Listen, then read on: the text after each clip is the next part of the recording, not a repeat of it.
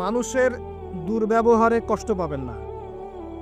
যখন কাছের মানুষটা আপনাকে কষ্ট দিবে, এবং কাছের মানুষ কষ্ট আপনাকে দিবেই, কাছের মানুষটা আপনাকে বেশি কষ্ট দিবে জীবনে, তখন আপনি কষ্ট পাবেন না যদি আল্লাহর জন্য ওদেরকে ভালোবাসেন।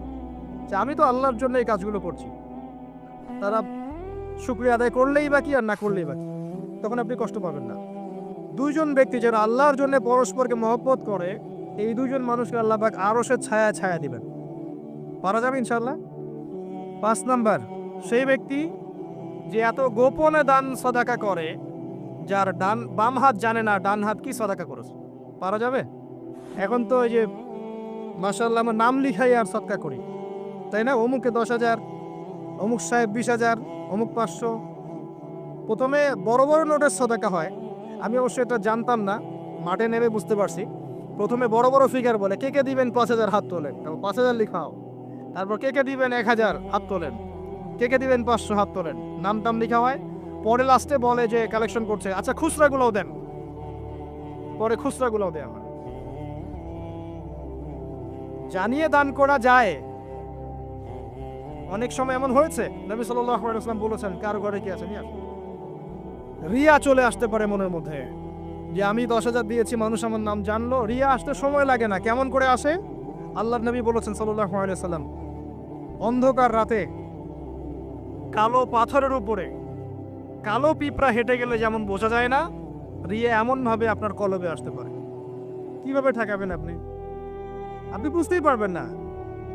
এই যে আপনারা সেলফি তুলতে চান, ছবি তুলতে চান, ভালোবাসেন, আমি জানি ভালোবাসেন, ভালোবাসার অতিরিক্ততা প্রদর্শন করতে চান, একটাই ভয় করি, সেটা হচ্ছে রিয়া। রিয়া বা অহংকার যদি পেয়ে বসে, তার দ্বারা দিনে কোনো খেদমত সম্ভব না। আলেমদেরকে নিয়ে, বক্তাদেরকে নিয়ে, দায়ীদেরকে নিয়ে, আল্লাহর পথের যারা মুজাহিদা করে, এদেরকে নিয়ে অতিরিক্ত মাত্রায় বাড়াবাড়ি করবেন না। আল্লাহর ওয়াস্তে অতিরিক্ত মাত্রায় বাড়াবাড়ি করবেন না। যত বেশি করবেন তত তাদের প্রতি মানুষের চোখ লাগবে, এবং চোখ লাগা সত্য। তত তাদের ভিতরে রিয়া আসতে পারে, অহংকার আসতে পারে। কারণ আমরা অত্যন্ত দুর্বল ইমানের মানুষ। আমরা যারা এই যুগে বসবাস করছি, সবাই খুবই দুর্বল ইমানের মানুষ। এই জন্য রিয়া অহংকারের সুযোগ দিয়ে না। মুসাফা করেন, ওকে ফাইন। ছবি টবির সংস্কৃতি বাদ দিয়ে দেন। আমি বারবার নিষেধ করি, তারপরেও আপনার এই কাজগুলো করেন। এতে কোনো ফায়দা নাই, ক্ষতি ছাড়া কোনো উপকার নাই, ক্ষতি ছাড়া কোনো উপকার নাই।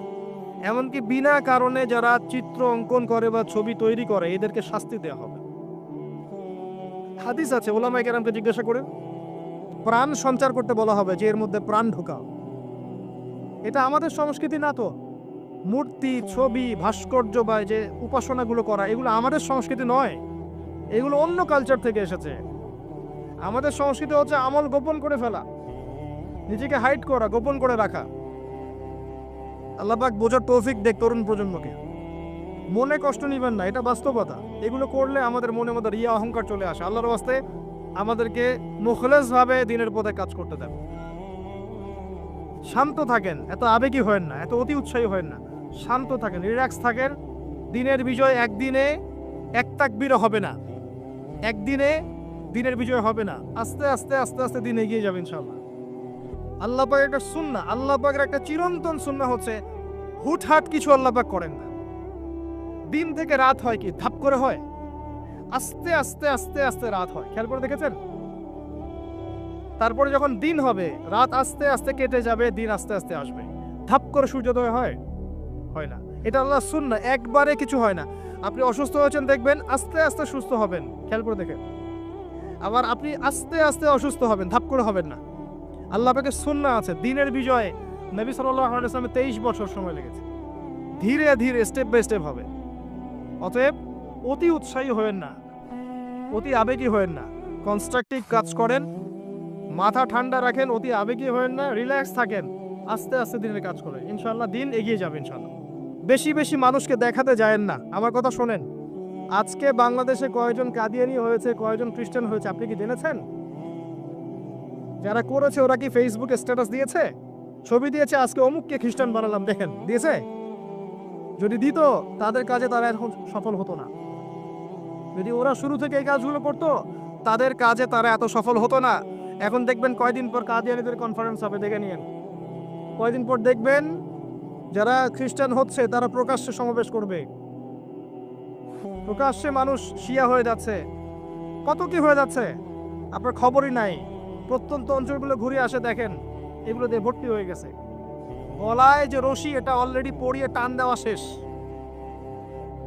আর আমরা পরে আছি শোডাউন নিয়ে, ছবি তোলা, আপলোড দেওয়া, ভিডিও করা, এই করা। আমরা এত আবেগী কেন ভাই? যারা প্র্যাকটিক্যালি কাজ করছে ওরা এত আবেগ দিয়ে কাজ করছে না, প্র্যাকটিক্যালি কাজ করছে। দেখেন মাঠে ময়দানে কাজ করে শেষ করে ফেলছে। বিশ্বাস হচ্ছে না কথা? আপনি উত্তরবঙ্গ ঘুরে আসেন, গিয়ে দেখেন, পার্বত্য অঞ্চল ঘুরে আসেন, দেখেন। আর আমরা পড়ে আছি আইওয়া শোডাউনে। একটা লেকচার দিলে মনে হয় যে সারা জগতের মানুষকে জানাতে না পারলে ভালো লাগে না। গাড়ি থেকে নামবো, সারা দেশের মানুষ দেখুক আমি গাড়ি থেকে নামছি, ঠিক আছে? একজন ভাইকে পেয়েছি, সেলফি ফেসবুক তুলে, মানে একাকার অবস্থা, দেখুক সারা দেশের মানুষ উনি এসেছে স্টেজে। এতে করে ওম্মার উপকার যতটুকু না করলেন, ক্ষতি করে ফেলেছে।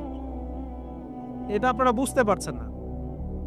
যাই হোক, আমি আশাও ছেড়ে দিয়েছি অনেক অংশে যে আপনারা বুঝবেন।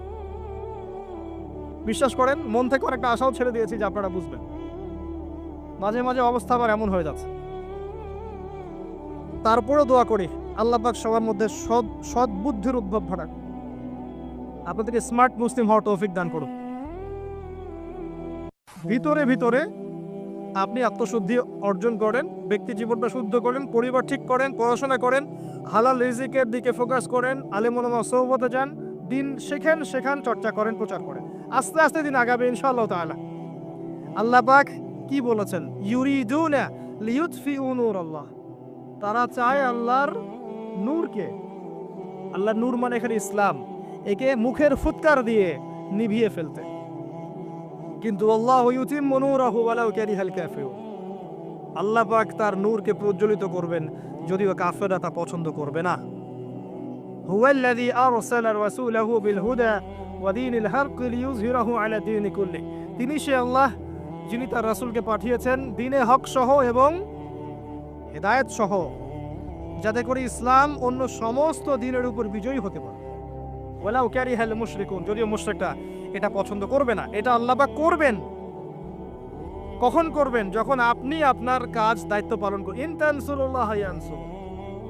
আর যদি আমরা আল্লাহকে ভুলে যাই, নাসুল্লাহ ফানাসিয়াহুম, আমরা ভুলে গেলে আল্লাহও ভুলে যাবেন। আল্লাহ তো ওয়াদা করেছেন যে আনতুমুল আলাউনা ইন কুনতুম মুমিনিন, তোমরা যদি মুমিন হতে পারো আল্লাহ তোমাদেরকে বিজয় দিবেন। ওয়ালা তাহিনু ওয়ালা তাহজান, হীনবল হয় না, দুশ্চিন্তাও করো না। আল্লাহ তো ওয়াদা করেছেন। দুই ব্যক্তি নিজে পরস্পরকে আল্লাহর সন্তুষ্টির জন্য ভালোবাসে, আরো সে আজিমে ছায়া পাবে। গোপনে দান খয়রাত করে, আরো সে আজিমে ছায়া পাবে। 6 নম্বর কে? 6 নম্বর কে?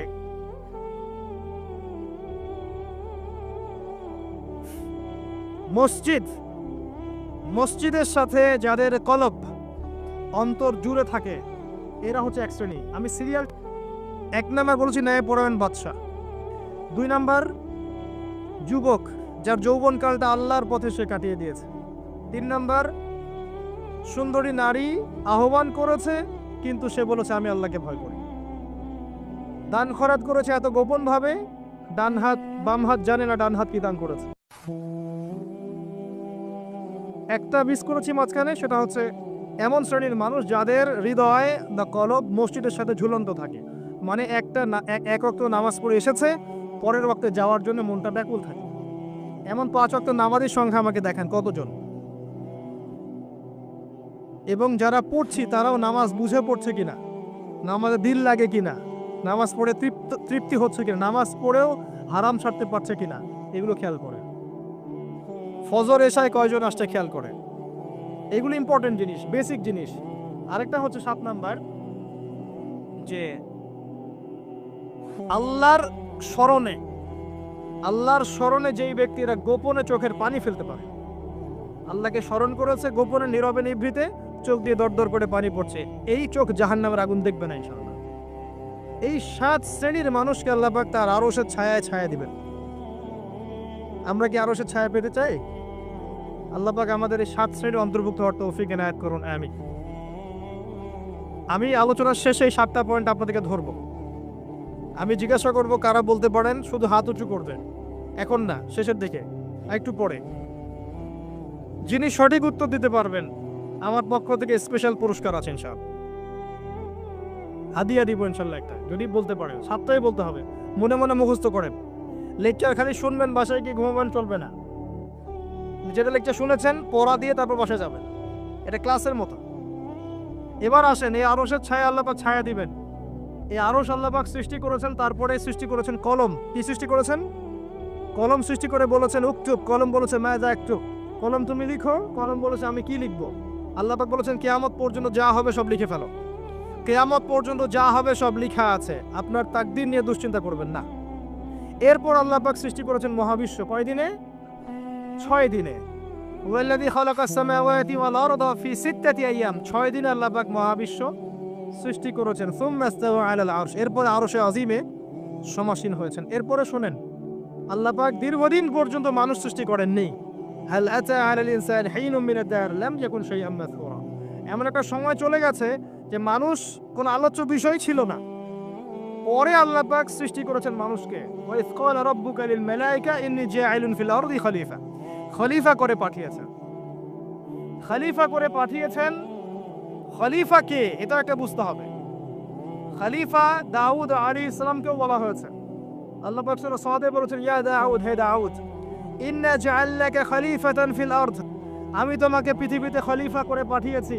তোমার কাজ কি? তোমার কাজ হচ্ছে ফাহকুম বাইনান নাসি বিল হক, মানুষের মাঝখানে হকের মানদণ্ডে বিচার ফয়সালা করো। যারা আল্লাহর বিধান অনুযায়ী মানুষের মাঝখানে বিচার ফয়সালা করে এরা আল্লাহর খলিফা।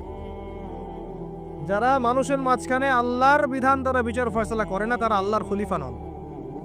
কথা বুঝতে পারছেন? ওয়ালা তাত্তাবিউল হাওয়া, নিজের প্রবৃত্তির অনুসরণ করো না, তাহলে এটা তোমাকে আল্লাহর পথ থেকে বিচ্যুত করবে। আর যারা আল্লাহর পথ থেকে বিচ্যুত হয়ে গেছে তাদের জন্য অপেক্ষা করছে যন্ত্রণাদায়ক শাস্তি। বিমা নাসু ইয়াউমাল হিসাব, এই কারণে যে তারা হিসাবের দিন ভুলে গেছে। খলিফার ফাংশন আল্লাহর বিধান দিয়ে বিচার ফয়সালা করো। আসেন, এরপরে আল্লাহ পাক আদম আলাইহিস সালামকে নাম শিক্ষা দিলেন।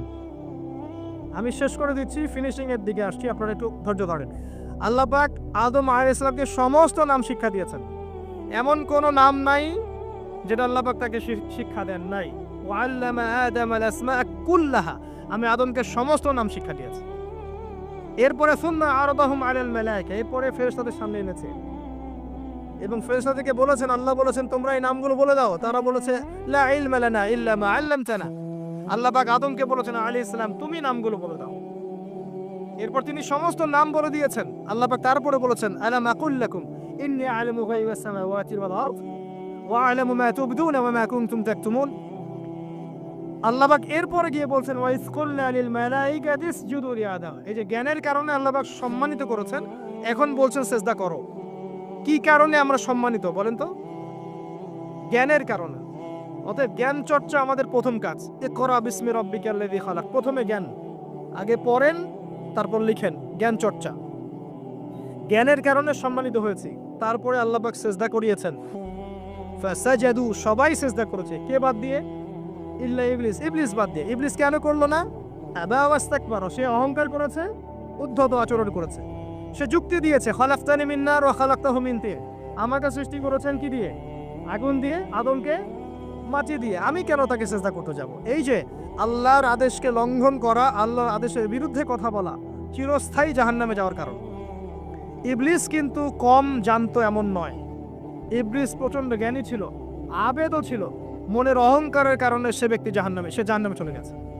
আর সে কিন্তু ফেরেশতা ছিল না, সে ছিল জিনদের একজন।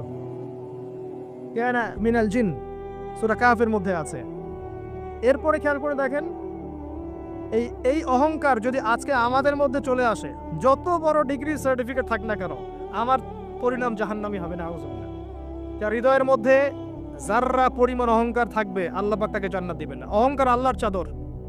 অহংকার কার চাদর? আল্লাহর চাদর। আল্লাহর চাদর নিয়ে টানাটানি করলে আল্লাহ পাক জান্নাত দিবেন না। অহংকার কাকে বলে?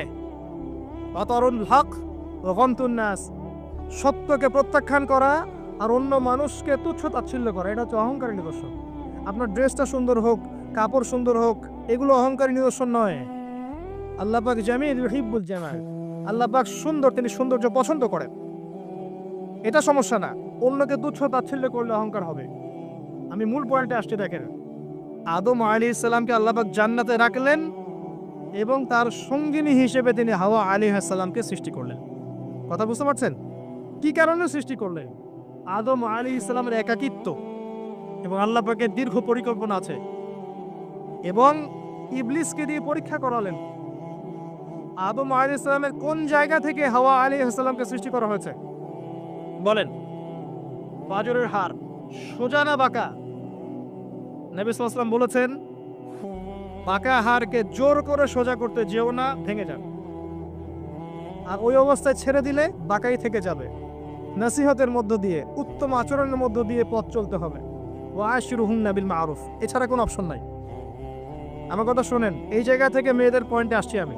আল্লাহ পাক আদম থেকে হাওয়া সৃষ্টি করেছেন আলাইহিস সালাম। নারী পুরুষ একে অপরের প্রতিদ্বন্দ্বী নয়, যেমনটা পশ্চিমারা শিখিয়েছে। এখনকার আধুনিক আইন যা শেখাচ্ছে নারী পুরুষ একে অপরের প্রতিদ্বন্দ্বী, এখানে আল্লাহ বলছেন নারী পুরুষ একে অপরের পরিপূরক, একজন আরেকজনের অংশ, মহব্বত, ভালোবাসা, প্রণয়ের মাধ্যম, একে অপরের প্রতিদ্বন্দ্বী নয়। এখনকার সমাজ শিখায় ছেলে পড়লে আমি কেন পারবো না, সে পড়লে আমি কেন পারবো না, এটা শিখায় না? কাউন্টারিজম, মানে একে অপরের প্রতিদ্বন্দ্বী। আল্লাহ পাক বলছেন তা তোমরা একে অপরের পরিপূরক। খেয়াল করে দেখেন, এখান থেকে শুরু হয়েছে সৃষ্টি, তারপরে না সন্তান সন্ততি জন্ম নেওয়া হয়েছে। এখান থেকে আপনাকে হেদায়েত দিতে হবে যে নারীদেরকে বলবো, আপনারা পুরুষদের প্রতিদ্বন্দ্বী নন, আপনারা পুরুষদের পরিপূরক। একজন নেককার নারী একজন পুরুষের পিছনে থাকলে এই পুরুষ বিশ্ব জয় করতে পারবে ইনশাআল্লাহ। পরে আসেন নূহ আলাইহিস সালাম, তার স্ত্রী কি ঈমান এনেছিল? ঈমান আনে নাই। এখানে মনে রাখবেন, আপনি যদি ঈমান না আনেন, আকীদা ঠিক না করেন, আমল ঠিক না করেন, আপনার পরিচয়, বংশ, গোত্র, বর্ণ আপনাকে বাঁচাতে পারবে না। নূহ আলাইহিস সালামের স্ত্রী জাহান্নামে চলে গেছে, লূত আলাইহিস সালামের স্ত্রী জাহান্নামে চলে গেছে, যদিও তারা নবীদের আন্ডারে ছিলেন। আল্লাহর রাসূল সাল্লাল্লাহু আলাইহি ওয়াসাল্লাম তার মেয়ে ফাতিমা রাদিয়াল্লাহু আনহাকে বলেছেন, দুনিয়াতে যা চাওয়ার আমার কাছে চেয়ে নাও, পরকালে তোমার উপকার করতে পারছি না আমি। আর ফাতিমা রাদিয়াল্লাহু আনহা কেমন মানুষ ছিলেন আপনারা জানেন? তো আমি আমাদের মা বোনদেরকে অনুরোধ করবো, আল্লাহকে ভয় করেন, নিজের নফস ঠিক করেন, নিজের কবরের ফিকির করেন, আমল আকীদা ঠিক করেন। আপনি কত বড় আলেমের স্ত্রী, কত বড় শাইখের স্ত্রী, আপনি আপনার স্বামী কত বড় পলিটিক্যাল লিডার, কত বড় সোশ্যাল লিডার, এটার মানদণ্ড আল্লাহ দেখবেন না। আপনার ঈমান, আমল, তাকওয়া শুধু আল্লাহ পাক দেখবেন। আসেন কোরআনের পাতায় পাতায় যাই, চলেন আপনাকে নিয়ে যাচ্ছি। ইব্রাহিম আলাইহিস সালাম নাম শুনেছেন? তার স্ত্রী সারা আলাইহিস সালাম পৃথিবীর সুন্দরী নারীদের মধ্যে অন্যতম। দুজন সুন্দরী নারীর কথা এসেছে, একজন হাওয়া আলাইহিস সালাম, একজন সারা আলাইহিস সালাম। আমাদের এইসব সুন্দরী নারীদের চেয়ে হাজার গুণ সুন্দরী ছিল, অত্যন্ত সুন্দরী। খেয়াল করে দেখবেন, এই যে ইব্রাহিম আলাইহিস সালামের বংশধর যারা, তাদের চেহারা এবং মানে সুরত কিন্তু অত্যন্ত সুন্দর। আমাদের নবী মুহাম্মদ সাল্লাল্লাহু আলাইহি ওয়াসাল্লাম প্রচন্ড সুন্দর ছিলেন না? তার আদি পিতাকে ইসমাইল আলাইহিস সালাম না? ইসমাইল আলাইহিস সালাম ইব্রাহিম আলাইহিস সালামের সন্তান নয়? ওই দেখেন ব্লাড চলে আসছে। ইউসুফ আলাইহিস সালাম, তার বাবাকে ইয়াকুব আলাইহিস সালাম, তার বাবা ইসহাক আলাইহিস সালাম, তার বাবা ইব্রাহিম আলাইহিস সালাম, ওই যে একই লেগেসি। দেখেন তারা প্রচন্ড সুন্দর ছিলেন। এমনকি নবী সাল্লাল্লাহু আলাইহি ওয়াসাল্লাম মেরাজের রাতে গিয়ে যখন ইব্রাহিম আলাইহিস সালামের সাথে সাক্ষাৎ করেছেন, তিনি পরে বলেছেন যে আমার শক্ল, সুরত আর ইব্রাহিম আলাইহিস সালামের চেহারার মধ্যে অনেক মিল আছে, সাদৃশ্য আছে, একই রকম। আমরা কিন্তু দরুদের মধ্যেও মুহাম্মদ সাল্লাল্লাহু আলাইহি ওয়াসাল্লামের নামের পাশে ইব্রাহিম আলাইহিস সালামের নাম বলছি। তাদের উভয়ের জীবনে প্রচন্ড মিল ছিল, একই রকম ছিল। পয়েন্টে আসেন, সারা আলাইহিস সালাম অত্যন্ত সুন্দরী ছিলেন। তিনি একাই তার স্বামীর সাথে বের হয়ে চলে গেলেন কোথায়? ওই যে প্যালেস্টাইন, যেটা এখন দখল করে রেখেছে এই জিউসরা। তার সাথে কেউ নাই। ইব্রাহিম আলাইহিস সালামের সাথে পরিবার নাই, সমাজ নাই, কেউ নাই। তার স্ত্রী আছে। একজন নেককার স্ত্রী সাথে থাকলে স্বামী বিশ্ব জয় করতে পারবে। এই জায়গায় আমি ছেলে মেয়ে সবার জন্য হেদায়েতের কথা বলছি। মেয়েরা আমাকে অনেক অভিযোগ দিয়েছে, মেয়ে নিয়ে কোনো কথা বলি না ওয়াজের মধ্যে। আমি এখন কিছু কথা বলে শেষ করছি। সারা আলাইহিস সালাম যখন যাচ্ছেন, একজন লম্পট রাজা, মনে আছে, লম্পট একজন বাদশা তাকে ভোগ করতে চেয়েছিল, তুলে নিয়ে কিডন্যাপ করেছে। এ সময় ইব্রাহিম আলাইহিস সালাম মাজুর ব্যক্তি, নামাজে দাঁড়িয়ে গেছেন, আল্লাহর কাছে সাহায্য চাচ্ছেন। এটাই নবীগণের সুন্নাহ। কোনো সমস্যায় পড়লে নামাজে দাঁড়িয়ে যেতেন। আর আমরা এখন সমস্যায় পড়লে হাউমাউ শুরু করি, তাই না? আর এদিকে সারা আলাইহিস সালাম আল্লাহর কাছে দোয়া করছেন, আল্লাহ তুমি যদি জেনে থাকো আমি আমার সতীত্ব আমার স্বামী ছাড়া অন্য কাউকে দেই নাই, তাহলে আজকে এই জালেমের হাত থেকে আমাকে রক্ষা করো। হাত বাড়াতে না বাড়াতেই তার হাত অবশ্যই পড়ে গেছে। সুবহানাল্লাহ। তিনবার চেষ্টা করেছে, তিনবার বেহুশ হয়ে পড়ে গেছে। এই সারা আলাইহিস সালামের মতো সতীত্ব রক্ষাকারী জেনারেশন কি এখন আছে? এখন তো নিজে নিজের সতীত্ব বিলিয়ে দিতে পারলে বাঁচে। এমনকি কেউ যদি নাও নেয় সতীত্ব, দেখা যায় যে নগ্ন ছবি তুলে ইমো, ফেসবুক, হোয়াটসঅ্যাপে আপলোড দিয়ে শেষ করে ফেলছে, তাই করছে না? ভিডিও কলে প্রেম হচ্ছে, আপনার এই যে গার্লফ্রেন্ড বয়ফ্রেন্ডের সাথে কফি খাচ্ছে, বিছানায় যাচ্ছে, লেডিং করছে, বিয়ের আগে সব শেষ। বিয়ের পরে যখন এরা কোনো ঘরে যাবে, ওই ঘরে কি সুখ আসবে, শান্তি আসবে? মা বোনদেরকে বলবো, আর আমাদেরকে খেয়াল রাখতে হবে আমরা যেন আমাদের ঘরে সারা আলাইহিস সালামের মতো মেয়ে স্ত্রী তৈরি করতে পারি। আল্লাহ আমাদের তৌফিক দান। দেখেন সতীত্বের পাওয়ার, আল্লাহ পাক হাত অবশ করে ফেললেন। এবার ওই বাদশা হাদিয়া দিচ্ছে হাজারা আলাইহিস সালামকে, ঠিক আছে? হাজারা আলাইহিস সালামকে ইব্রাহিম আলাইহিস সালাম বিয়ে করলেন, কি জন্য করলেন? সন্তানের জন্য। বাই দ্য ওয়ে, এখন আবার একাধিক বিয়ে যদি কেউ করে ফেলে, তাকে সমাজে বা বাঁকা চোখে দেখা হয়, তার মনে চরিত্র সমস্যা আছে। কিন্তু বিয়ে না করে বিয়ের আগে 10টা প্রেম করলে কোনো সমস্যা নেই, বিয়ের আগে 1000টা জেনা করলে কোনো সমস্যা নাই, পতিতালয় গেলে সমস্যা নাই, ফ্রি মিক্সিং গেলে সমস্যা নাই, গার্লফ্রেন্ডকে নিয়ে ঘুরতে গেলে ডেটিং করলে কোনো সমস্যা নাই। আবার বিয়ে করে ঘরে স্ত্রী থাকতেও বাইরে পরকীয়া করলে কোনো সমস্যা নাই। এগুলোকে আমরা উন্মুক্ত করছি, কিন্তু কেউ সাহস করে যদি কোনো বিধবার দায়িত্ব নেয়, কোনো তালাকপ্রাপ্তার দায়িত্ব নেয়, কোনো অসহায়ের দায়িত্ব নেয়, তাকে খারাপ চোখে দেখা হয়। এই হলো আমাদের সাইকোলজি। অথচ আল্লাহ পাক এই বিধানটা দিয়েছেন কোরআন এবং সুন্নাহয়। যাই হোক, তার জন্য শর্ত আছে, শর্ত পূরণ না হলে করবেন না, কখনো ফরজ নয়। কিন্তু কেউ যদি শর্ত পূরণ করে করতে পারে, তাকে ডিসকারেজ কেন করতে যাবেন? সমাজ চেঞ্জ হয়ে গেছে। হাজরা আলাইহিস সালাম, এখান থেকে আমি আমাদের মা বোনদেরকে এবং আমাদেরকে একটা হেদায়েতের কথা বলবো ইনশাআল্লাহ। হাজরা আলাইহিস সালামের ঈমান, আমল, তাওয়াক্কুল দেখেন। তার গর্ভে আল্লাহ পাক সন্তান দিলেন ইসমাঈল আলাইহিস সালামকে। এবার আল্লাহ পাক বলছেন রেখে আসো, কোথায়? ওই মক্কায়, জনমানব শূন্য জায়গায় রেখে আসলেন। সাথে আছে সামান্য পানি, কিছু খেজুর, রেখে আসছেন এবং ইব্রাহিম আলাইহিস সালাম পিছনে হেঁটে চলে যাচ্ছেন। হাজরা আলাইহিস সালাম বলছেন, আইনা তাযহাবু ইয়া ইব্রাহিম, আপনি কোথায় যাচ্ছেন হে ইব্রাহিম? আপনি আমাদেরকে জনমানব শূন্য জায়গায় ফেলে কোথায় চলে যাচ্ছেন? ইব্রাহিম আলাইহিস সালাম কিচ্ছু বলছেন না, বুকের মধ্যে পাথর। স্ত্রী সন্তানকে জনমানব শূন্য জায়গায় রেখে গেলে কি ভালো লাগবে? গেল বুকের মধ্যে পাথর, চুপ করে আছেন। এক পর্যায়ে হাজরা আলাইহিস সালাম বলছেন, আপনি কি আল্লাহর আদেশে এই কাজটা করছেন? তখন তিনি বলছেন, হ্যাঁ, নাম, এতটুকু বলেছেন, আমি আল্লাহর আদেশে করছি। এবার এই দেখেন, হাজরা আলাইহিস সালাম বলছেন, যদি আল্লাহর আদেশে আপনি করে থাকেন, তাহলে আল্লাহ কোনোদিনও আমাদেরকে ধ্বংস করবেন না ইনশাআল্লাহ। তাওয়াক্কুল। আমি আপনাকে বুঝাই, এখানে কোনো মানুষ নাই, কোনো খাবার নাই, কোনো পানিও নাই, তারপরেও তিনি বলছেন আল্লাহ ধ্বংস করবেন না। আপনি কি বুঝতে পারছেন কি অবস্থা? এবার খাবার পানি শেষ হয়ে গেল, সাই করছেন সাফা টু মারোয়া, মারোয়া টু সাফা, শুধু এক ফোঁটা পানির জন্য। কাকে খাওয়াবেন? বাচ্চাকে। এই দৌড়টা আল্লাহ পাকের কাছে এত পছন্দ হয়েছে, কিয়ামত পর্যন্ত হজের মধ্যে আল্লাহ পাক রেখে দিয়েছেন এটাকে। আপনি সাই করছেন, এটা কার সুন্নাহ? হাজরা আলাইহিস সালামের। হজের ম্যাক্সিমাম কাজগুলি তাদের পরিবার কেন্দ্রিক। জামরায় পাথর নিক্ষেপ করা, এই যে তাওয়াফ করছেন, মাকাম ইব্রাহিমে দাঁড়িয়ে নামাজ পড়ছেন, সব কিন্তু এই বংশের সাথে জড়িত। এই ইসমাঈল আলাইহিস সালাম, এই হাজরা আলাইহিস সালামের গর্ভ থেকে এসেছেন। যেমন মা তেমন সন্তান। ইসমাঈল আলাইহিস সালামকে তার বাবা মানুষ করেননি, তাকে মানুষ করেছেন তার মা। বাবা কিন্তু অনেক দূরে, প্যালেস্টাইনে, মাঝে মাঝে আসেন, মাঝে মাঝে যান। কথা বুঝতে পারছেন? এরকম মায়ের গর্ভ থেকেই এমন সন্তান পাওয়া সম্ভব, যে সন্তানকে তার বাবা বলছেন যে ইয়া বুনাই ইন্নী আরা ফিল মানামি আন্নী আযবাহুক, হে আমার সন্তান, আমি স্বপ্নে দেখেছি আমি তোমাকে জবাই করছি, ফানজুর মায়াদা তারা, তোমার রায় কি আমাকে বলো। এই বাচ্চা তখন বলছে, বাচ্চার বয়স 10, 12, 15, 16 এতটুকু হবে। সে বলছে, ইয়া আবাতি, হে আমার বাবা, ইফআল মা তু'মার, আপনাকে যা আদেশ করা হয়েছে তাই করেন। সাতাজিদুনি ইনশাআল্লাহু মিনাস সাবিরিন, ইনশাআল্লাহ আপনি আমাকে ধৈর্যশীল পাবেন। যেমন মা তেমন সন্তান। মা বলেছে আল্লাহ আমাকে দেখবে, ওই দেখেন সন্তান জবাই করে দেন, আল্লাহ আমাকে ধৈর্যশীল পাবেন ইনশাআল্লাহ। এরকম স্ত্রী ঘরে ঘরে না থাকলে আমরা কি ইসমাইলের মতো সন্তান পাবো? যে স্ত্রীগুলোকে আপনি বিয়ে করছেন তারা কি আসলে এমন? বিয়ের সময় দেখেছেন আপনি শ্বশুরের সম্পত্তি, মেয়ের সৌন্দর্য, বা পালিয়ে করেছেন, অ্যাফেয়ার করে করেছেন, এখন বিয়ের পরে হাওমাও করছেন। বিয়ের আগে তো দিনদারিতা দেখেন নাই।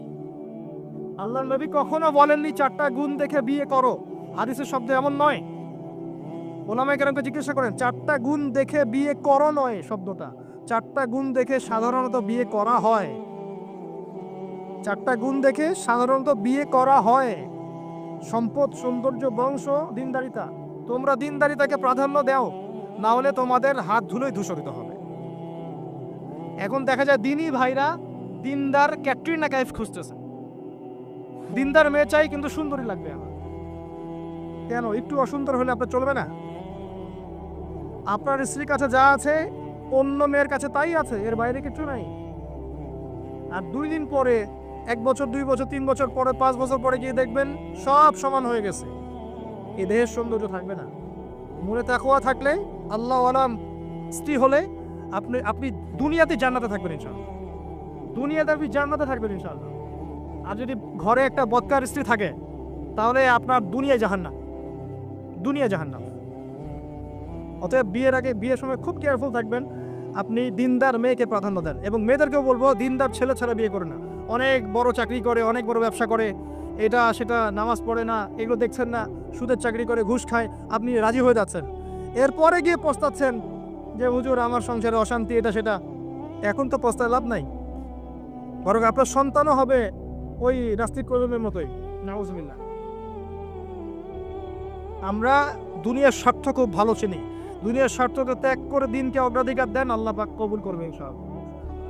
এই হলো ইসমাইল আলাইহিস সালামের মা। তিনি যেমন সন্তান তেমন এখানে আমাদের জন্য আদর্শ আছে। এখনো যদি আমরা দিনের বিজয় চাই, প্রত্যেক পরিবারের কর্তাকেও হতে হবে ইব্রাহিমের মতো আলাইহিস সালাম। প্রত্যেক পরিবারের সন্তানদেরকে হতে হবে ইসমাইলের মতো আলাইহিস সালাম। প্রত্যেক পরিবারের মা বোনদেরকে হতে হবে হাজরা সারার মতো। তবে আদর্শ পরিবার হবে ইনশাআল্লাহ। আল্লাহ পাক আমাদের সবার পরিবার এমন করে দিন, আল্লাহুম্মা আমিন। এবং এটা অসম্ভব কিছু না, এটা সম্ভব। এটা করতে গেলে আপনাকে সরকার প্রশাসন বাধা দিবে না, আপনাকে পিটাবে না, কিচ্ছু করবে না। এটা আপনার উপরে, এটা আপনি করতে পারেন। এই ইসলাম সংশোধন আপনি করতে পারেন, চেষ্টা করেন। আল্লাহ পাক তৌফিক এনায়েত করুন। আর কয়েকটা আমি নসিহত করে শেষ করছি মেয়েদের জন্য। সেটা হচ্ছে, পরে চলে আসেন মারিয়াম আলাইহিস সালাম।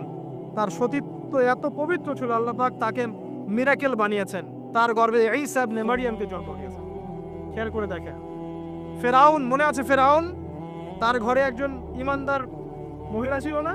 নবী সাল্লাল্লাহু আলাইহি ওয়াসাল্লাম মেরাজে গিয়েছেন, সেখানে দেখেছেন বেশিরভাগ অধিবাসী জাহান্নামে নারী। এর মধ্যেও তিনি একটা সুগন্ধ পাচ্ছেন জান্নাতের। তিনি জিজ্ঞাসা করলেন, এই সুগন্ধ কোত্থেকে আসছে? তখন জিবরাইল আলাইহিস সালাম তাকে জানিয়ে দিলেন, এটা ফেরাউনের সেই যে দাসী যাকে ফেরাউন হত্যা করেছিল ঈমানের কারণে, ওর ঘর থেকে, জান্নাতের সেই ঘর থেকে সুগন্ধ আসতেছে। ফেরাউনের ঘরেও মুমিনা নারী থাকতে পারে, তাহলে আমাদের ঘরে থাকতে পারে না? থাকতে পারে। ফেরাউনের ঘটনা মনে পড়লো যে মুসা আলাইহিস সালাম, তার মা সন্তানকে ভাসিয়ে দিয়েছিলেন না সিন্ধুকে, মনে আছে? আল্লাহ পাক ওই সন্তানকে তার কোলে আবার ফিরিয়ে দিয়েছেন, মনে আছে? এখানে একটা শিক্ষা আছে। প্রিয় মা বোনরা, আপনারা যদি আপনাদের সন্তানকে আল্লাহর পথে দেন, আল্লাহ পাক আপনার চক্ষু শীতল করে দিবেন ইনশাআল্লাহ। ওই সন্তানকে ঘুরিয়ে এমন একটা অবস্থান দিয়ে আপনার কাছে নিয়ে আসবেন, আপনি ওকে দেখে পরিতৃপ্ত হয়ে যাবেন। এখানে নসিহত আছে। তিনি ভাষাতে পারছিলেন না, মন কাঁদছিল। আল্লাহ পাক মনটাকে কিন্তু নরম করেছেন, শক্ত করেছেন, মনটা শক্ত করেছেন। তারপরে আল্লাহ পাক ওখানে একটা ইলহাম করেছেন, তিনি ভাসিয়ে দিয়েছেন। তারপরে আল্লাহ পাক ওই সন্তানকে আবার তার কোলে ফিরিয়ে দিয়েছেন দুধ পান করানোর জন্য। ঘটনাটা পড়ে দেখেন। আপনি যদি আপনার সন্তানকে আল্লাহর পথে দেন, আপনার সন্তানকে যোগ্য করে আল্লাহ আপনার সামনে নিয়ে এসে দাঁড় করিয়ে দেবেন ইনশাআল্লাহ। আপনি দেখে চোখ শীতল করে ফেলবেন। আল্লাহর উপর ভরসা রাখেন। মুসা আলাইহিস সালামের কথা একটা ঘটনা মনে পড়লো। তিনি যখন ওই যে ঘুষি দিয়ে একজন মরে গেছে, তিনি চলে গেলেন ওই কওমে শুআইব মাদিয়ানে, সেখানে গিয়ে বসে আছেন এবং দেখছেন দুইজন মেয়ে পানি আনার জন্য এসেছে, তাই না? পানি আনতে পারছে না, তিনি গিয়ে হেল্প করলেন। এই মেয়ে দুটো দিয়ে শুআইব আলাইহিস সালামকে বললেন যে হুয়া রাজুলুন কাওয়িউন আমিন, একজন ব্যক্তিকে দেখেছি সে খুব কাওয়ি, শক্তিশালী এবং আমিন, বিশ্বস্ত। শুআইব আলাইহিস সালাম পাঠালেন তাকে ডেকে নিয়ে আসো। এবার এই যে মেয়েটা হেঁটে হেঁটে আসছে, এদিকে মুসা আলাইহিস সালাম গাছের আড়ালে বসে দোয়া করছেন, রব্বি ইল্লি লিমা আনজালতা ইলাইয়া মিন খায়রিন ফাকির। এই মেয়ে হেঁটে হেঁটে এসে মুসা আলাইহিস সালামকে বলছেন, আমার বাবা আপনাকে ডাকছেন। এই মেয়েটার হেঁটে হেঁটে আসাটাকে আল্লাহ পাক সূরার মধ্যে বলেছেন যে এই মেয়েটা লাজুক পায়ে হেঁটে হেঁটে এসেছে। কিভাবে? লাজুক ভঙ্গিতে সে হেঁটে হেঁটে এসে বলেছে, আমার বাবা আপনাকে ডাকছেন। কথা বুঝতে পারছেন? এই লজ্জাশীলতা এখনকার মেয়েদের মধ্যে আপনি আমাকে দেখান। এই লাজুক ভঙ্গিতে হেঁটে আসা মেয়েদের যে হাঁটাটাও পর্দা, মেয়েদেরকে কে বুঝাবে হাঁটার মধ্যেও পর্দা আছে? কে বুঝাবে যে গলার ভয়েসে পর্দা আছে, চোখের চাহনিতে পর্দা আছে? একটা মেয়ে সবকিছু ঢেকেছে, মনে করেন চোখটা ঢাকে নাই, এই চোখ দুটো দেখেই একটা ছেলে তার প্রেমে পড়তে পারে। একটা ছেলে হিসেবে বলছি, এটা সম্ভব। একটা হাতের কবজি দেখে আপনি একটা মেয়ের প্রেমে পড়তে পারেন, ভালো লাগতে পারে, সম্ভব। মেয়েদেরকে আল্লাহ পাক এত সুন্দর করে সৃষ্টি করেছে। আল্লাহ পাকের সবচেয়ে শ্রেষ্ঠ সৃষ্টি হচ্ছে মেয়েরা। মানুষ তো অবশ্যই, তারপরে মেয়ে মানুষ। এই নারী আপনার হয় জান্নাতের মাধ্যম হবে, অথবা আপনার জীবনের সবচেয়ে বড় ফিতনা হবে। কারণ নবী সাল্লাল্লাহু আলাইহি ওয়াসাল্লাম বলেছেন, আমি পুরুষদের জন্য মহিলাদের চেয়ে বড় কোনো ফিতনা রেখে যাচ্ছি না। প্রচন্ড বড় ফিতনা হতে পারে, সাবধান। তো এখানে দেখেন মেয়ের হাঁটার বর্ণনা আল্লাহ পাক দিয়েছেন। এখনকার জেনারেশনে মেয়েদেরকে আপনি হাঁটা শেখান। রাস্তাঘাটে, শপিং মলসে, সব জায়গায় দেখবেন গেঞ্জি আর জিন্স আর টি শার্ট পরে, ফর্মাল পোশাক পরে, স্যুট বুট পরে ঘুরছে। মাঝে মাঝে পোশাকের এখানে ওখানে ফাড়া ছেঁড়া, এটাই নাকি স্টাইল। এমন পোশাক পরছে যেটা পরেও দেহের অঙ্গ প্রত্যঙ্গ বোঝা যাচ্ছে, এমন পোশাক পরছে যেটা বাইরে থেকে ভিতরের অঙ্গ দেখা যাচ্ছে। অমুসলিমদের পোশাক পরছে, ছেলেদের পোশাক পরছে, এগুলো সবই আখিরুজ জামানের সাইন। আখিরুজ জামান এরকম মেয়েদের সংখ্যা বাড়বে। ঈসা উনকে আসিয়াতুন আরিয়া, এরা কাপড় পরেও নগ্ন থাকবে। মুইলাতুন মামিলাত, এরা মানুষকে আকৃষ্ট করবে, নিজেরাও আকৃষ্ট হবে। এরা জান্নাতের গন্ধও পাবে না, যদিও জান্নাতের গন্ধ যোজন যোজন দূর থেকে পাওয়া যায়। আখিরুজ জামানের সাইন আপনি দেখবেন, মেয়েরা ছেলেদের পোশাক পরে ঘুরছে। এখন এই শুআইব আলাইহিস সালামের মেয়ের মতো এদেরকে কে লজ্জা শেখাবে? নাই লজ্জা শরমের বাবাই। স্যার ক্লাস নিচ্ছে, সে গোল হয়ে বসে আছে, কোচিং করছে। টিচার গায়রে মাহরাম, সে ক্লাস নিচ্ছে, পড়াচ্ছে, গোল টেবিল করে বসে আছে মেয়েরা। দেখবেন কারো গায়ে হিজাব নাই, সালোয়ার কামিজ পরে ক্লাস করছে এবং দেহের অঙ্গ প্রত্যঙ্গ বোঝা যাচ্ছে। এবং কোনো কোনো সময় দেখবেন টিচারও সুযোগ নিচ্ছে, গায়ে হাত দিচ্ছে, বলছে ও তো আমার মেয়ের মতো। হ্যাঁ, আমরা তো ইউনিভার্সিটিতে পড়েছি। এরপরে খেয়াল করে দেখবেন টিচারের সাথে ছাত্রীর প্রেম হয়ে গেছে। কত মেয়ে যে রেপের শিকার হচ্ছে, মুখ ফুটে বলে না। যে কয়টা খবর আসে পেপার পত্রিকা, এগুলো খুব নগণ্য খবর, বাস্তবতা আরো অনেক কঠিন, পরিসংখ্যান অনেক বেশি, অনেক বেশি। মেয়েরা তো আর মুখ ফুটে বলবে না আমার সাথে এরকম অন্যায় করা হয়েছে। কিছু কিছু মেয়ে যখন বলে তখন আপনি খবর পান। অনেক মেয়ে প্রাইমারি স্কুল থেকেও, তারা প্রাইমারি লেভেল থেকে একদম বয়স যখন 10-15 এখান থেকে শুরু করে কলেজ পর্যন্ত ধর্ষণের শিকার হয়েছে, রেপের শিকার হয়েছে। গার্লফ্রেন্ড বয়ফ্রেন্ডের দ্বারা বা টিচারের দ্বারা, কোনো কোনো ক্ষেত্রে চলতে ফিরতে গুন্ডা মাস্তানের দ্বারা। এটা হচ্ছে ফ্রি মিক্সিং এ হবে। ছেলে আর মেয়েকে আপনি একসাথে জড়িয়ে দিয়েছেন, এগুলো চলবেই। এখন অনেক সময় এমনও হয়েছে, মেয়ে পড়াচ্ছেন, চারপাশে গোল হয়ে বসে আছে ছেলেরা। আর কখন আমরা এমনও দেখেছি যে কলেজে মাঠের মধ্যে বসে আছে ছেলে মেয়ে একসাথে গোল হয়ে, গ্রুপ স্টাডি। মিথ্যা কথা বলছেন? Group study. কলেজে আন্দোলনের সময় দেখেছি, কোনো দাবি নিয়ে আন্দোলন হচ্ছে, দেখবেন যে এই যে ছেলে শুয়ে আছে মেয়ের কোলে মাথা দিয়ে, মনে হচ্ছে সে না তাদের স্ত্রী মনে হয়। এগুলো কি? এগুলো চলছে। এখন এখানে আপনি কিভাবে আপনার বাসায় পর্দা ধরে রাখবেন? কিভাবে সম্ভব? বেশি বেশি মেয়েদের যুগোপযোগী মাদ্রাসার প্রয়োজন, বেশি বেশি মেয়েদের ইসলাহি আলোচনার দরকার, মেয়েদের মধ্যে দাওয়াতি কাজের দরকার। এবং মেয়েদেরকে অনেক সময় দাওয়াতি কাজের অভাবে ভুল দাওয়াত দিয়ে বাড়ি থেকে বের করে নিচ্ছে, মাহরাম ছাড়া সফর দিচ্ছে। খেয়াল করে দেখেন, এমন অনেকও জামাত বের হচ্ছে মাহরাম ছাড়া জেলা জেলায় সফর, দলিল দিচ্ছে এটাও নাকি জিহাদ। নাউযুবিল্লাহ।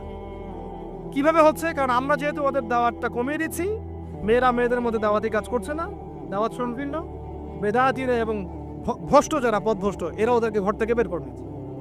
ইসলামের নামেও বোরখা পরিয়েও বের করে নিচ্ছে। খুব অবস্থা খারাপ। আপনি খেয়াল করেন, দেখবেন এগুলো ধরতে পারবেন। তো এই বিষয়গুলো খেয়াল রাখেন। কোরআনের পাতায় পাতায় হেদায়েত আছে। আমি বললে অনেক লম্বা হয়ে যাবে, শেষ করছি এদিকে এসে। সর্বশেষ নবী আসেন মুহাম্মদ সাল্লাল্লাহু আলাইহি ওয়াসাল্লাম। তার জীবনে এই যে 23 বছরের মিশন, এই মিশনে সবচেয়ে বড় ভূমিকা কে রেখেছেন বলেন তো? তার স্ত্রী খাদিজা রাদিয়াল্লাহু আনহা। মক্কার 13 বছর মানুষ তাকে যতটা না বিশ্বাস করেছে, খাদিজা রাদিয়াল্লাহু আনহা শুরু থেকে তার পাশে ছিলেন। শেষ বয়সে গিয়ে নবী সাল্লাল্লাহু আলাইহি ওয়াসাল্লাম তার কথা বেশি বেশি বলতেন। আয়েশা রাদিয়াল্লাহু আনহা স্বভাবগত কারণেই, একটা মানবিক একটা মেয়েদের আচরণগত কারণেই জেলাস ফিল করতেন যে আপনি তার কথা বারবার কেন বলেন। তিনি বলতেন, হে আয়েশা, তোমরা খাদিজাকে ভালো মন্দ বলো না। যখন কেউ আমার কথা বিশ্বাস করে নাই, খাদিজা করেছে রাদিয়াল্লাহু আনহা। তিনি এমন একজন মানুষ ছিলেন যিনি তার প্রতিপত্তি, সম্পদ, সামাজিক খ্যাতি সবকিছু ইসলামের কল্যাণে ঢেলে দিয়েছেন। হেরা গুহায় নবী সাল্লাল্লাহু আলাইহি ওয়াসাল্লাম যখন বসে থাকতেন, তিনি গিয়ে খাবার পানি দিয়ে আসতেন। হেরা গুহায় একবার উঠে দেখেন কত উঁচু, কত কষ্ট। আমরা যুবক বয়সে উঠতে পারবো না, এখন সহজ, তারপরেও কষ্ট আছে। এখন না হয় সহজ, ওই সময় কি সিঁড়ি ছিল? তিনি এভাবে উঠতেন, খাবার দিতেন। চিন্তা করে দেখেন, একজন নারী এই কাজটা করতেন। এবার আসেন, খাদিজা রাদিয়াল্লাহু আনহার বান্ধবীদেরকে খুঁজে খুঁজে নবী সাল্লাল্লাহু আলাইহি ওয়াসাল্লাম গোশত হাদিয়া পাঠাতেন, তাকে এত ভালোবাসতেন। জিবরাইল আলাইহিস সালাম এসে খাদিজা রাদিয়াল্লাহু আনহাকে সালাম দিয়েছেন। নবীজিকে বলেছেন, ওই যে খাদিজা আসছে ইয়া রাসূলুল্লাহ, তিনি যখন আসবেন তাকে বলবেন যে জিবরাইল আলাইহিস সালাম তাকে সালাম দিয়েছেন, এবং আল্লাহ পাক তার জন্য জান্নাতে এমন একটা ঘর নির্মাণ করেছেন যেখানে কোনো হট্টগোল নাই, কোনো শোরগোল নাই। খাদিজা রাদিয়াল্লাহু আনহা, তার ইন্তেকালে নবী সাল্লাল্লাহু আলাইহি ওয়াসাল্লাম অত্যন্ত ব্যথিত হয়েছিলেন, অত্যন্ত ব্যথিত হয়েছিলেন। তার বয়স তখন কত? 23। খাদিজা রাদিয়াল্লাহু আনহার বয়স তখন 40, বিয়ের সময়। কোন ছেলে কি সাধারণত এত বছরের মহিলাকে বিয়ে করতে চাইবে? নবী সাল্লাল্লাহু আলাইহি ওয়াসাল্লাম করেছেন। তাদের মাঝে এত হৃদ্যতা, ভালোবাসা ছিল যেটা অন্য কোথাও ছিল না। হ্যাঁ, পরবর্তীতে আয়েশা রাদিয়াল্লাহু আনহার ক্ষেত্রেও নবী সাল্লাল্লাহু আলাইহি ওয়াসাল্লাম বলেছেন যে আমার মন আয়েশার দিকে বেশি টানে, এই কারণে তোমরা আমাকে ভর্ৎসনা করো। মানুষের মন সব দিকে সমান তো হবে না, কারো দিকে একটু বেশি ঝুঁকবে, এই জন্য তোমরা আমাকে ভর্ৎসনা করো। আয়েশা রাদিয়াল্লাহু আনহা, যতগুলো হাদিস আপনি জানছেন এর মধ্যে ম্যাক্সিমাম হাদিস যে কয়েকজন রাবি বর্ণনা করেছেন তার মধ্যে একজন হচ্ছেন আয়েশা রাদিয়াল্লাহু আনহা। এই ঘরের হাদিসগুলো কার থেকে জানলেন? আয়েশা রাদিয়াল্লাহু আনহা থেকে। ইসলামের খেদমতে আয়েশা রাদিয়াল্লাহু আনহার যে ভূমিকা, আমাদের এই সেকুলার সোসাইটির সমস্ত নারীকে একত্রিত করলে কোনো খেদমত আসবে না, আসবে? তিনি স্বামীর অকৃতজ্ঞ হয়, লানত করে, অভিশাপ দেয়, বুক চাপড়ায়, মাতম করে এবং আল্লাহ এবং তার রাসূলের অবাধ্য হয়। 4টা কারণ এসেছে মোটামুটি ভাবে। মৃত্যুবরণ করলে কেউ তারা মাতম করে, ঘাত পাত, থাপড় দেয়, চাপড়ায়, জামা কাপড় ছিঁড়ে ফেলে, অনেক ক্ষেত্রে এমন করে। এই কারণে মাইয়াতকে শাস্তি দেওয়া হয়, মা বোনদেরকে এটা ত্যাগ করতে হবে। এরপরে স্বামীর অকৃতজ্ঞ হয়, স্বামী সারা জীবন যদি তার জন্য কাজ করে, তার জন্য তার ভরণ পোষণের ব্যবস্থা করে, একদিন যদি কোনো কিছু ভালো না পায় বলে বসে সারা জীবন তোমার কাছে কিছুই পেলাম, এবং বেশি বেশি অভিশাপ দেয়, ঝগড়া লাগলেই গালিগালাজ এবং অভিশাপ দিয়ে বসে। এই কাজগুলো যদি তারা ত্যাগ করতে পারে, ইনশাল্লাহ তারা বেশি বেশি জাহান্নামে যাবে না। তবে তাদের বেশি বেশি জাহান্নামে যাওয়ার বর্তমান মডার্ন একটা কারণ হচ্ছে ফেমিনিস্ট রেভলিউশন। ভালো করে শোনেন, ফেমিনিস্ট রেভলিউশন সেই কারণ যার কারণে এখনকার নারীদেরকে আপনি বাসায় রাখতে পারছেন না পর্দায়। এর কারণে মেয়েরা বাইরে বের হয়ে যাবে, ফ্রি মিক্সিংয়ে যাবে, পর্দা ছেড়ে দিবে, নামাজ কালাম দেখবেন ঠিক ঠিকানা নাই, দেখবেন দিনের জ্ঞান অর্জন করবে না, বেশি বেশি হারাম রিলেশনশিপে লিপ্ত হবে, জেনা বাড়বে, ধর্ষণ বাড়বে, পরকীয়া বাড়বে, আস্তে আস্তে তারা জাহান্নামে। এটা হচ্ছে ফলাফল। এটাই সেই কারণ যার কারণে বেশিরভাগ নারী জাহান্নামে যাবে। খুব সতর্ক থাকবেন। কোনো কোনো ক্ষেত্রে দেখা যায় সামান্য দুনিয়ার স্বার্থে তারা নগ্ন হয়ে মডেলিং করতেও দ্বিধাবোধ করছে না, নগ্ন হয়ে ফিল্মগুলোতে কাজ করতেও দ্বিধাবোধ করছে না, ইজ্জত বিলিয়ে দিয়ে টাকা কামাই করতে দ্বিধাবোধ করছে না। কোনো কোনো ক্ষেত্রে দেখা যায় এগুলোকে তাদের ব্রেন ওয়াশ করা হয়েছে। এগুলো সামাজিক সোসাইটির মধ্যে এগুলো আপনার ডিগনিটির মাধ্যম, সম্মানের মাধ্যম, এগুলো বলা হচ্ছে। এই বিষয়গুলো খেয়াল রাখবেন, এই বিষয়গুলো খেয়াল রাখবেন আল্লাহর ওয়াস্তে। এগুলো সম্মানের মানদণ্ড নয়। সম্মানের মানদণ্ড আপনার ঈমান, আমল, তাকওয়া এবং আপনার সতীত্ব। একবার সতীত্ব চলে গেলে কখনো ফিরে আসবে না। আল্লাহ পাক বোঝার তৌফিক দান করেন। আর সর্বশেষ কথা হচ্ছে, এই উম্মতের নারীদের জন্যই নবী সাল্লাল্লাহু আলাইহি ওয়াসাল্লাম 4টা কাজের সুসংবাদ দিয়েছেন। 4টা কাজ করতে পারলেই জান্নাতের যে কোনো দরজা দিয়ে ইচ্ছা তারা প্রবেশ করতে পারবে। বাসায় গিয়ে এই হাদিসটা শুনিয়ে দিয়েন। 1 নাম্বার, তারা যদি 5 ওয়াক্ত নামাজ পড়তে পারে, 5 ওয়াক্ত নামাজ টাইম টু টাইম পড়তে পারে। 2 নাম্বার, তারা যদি রমজান মাসে সওম রাখতে পারে।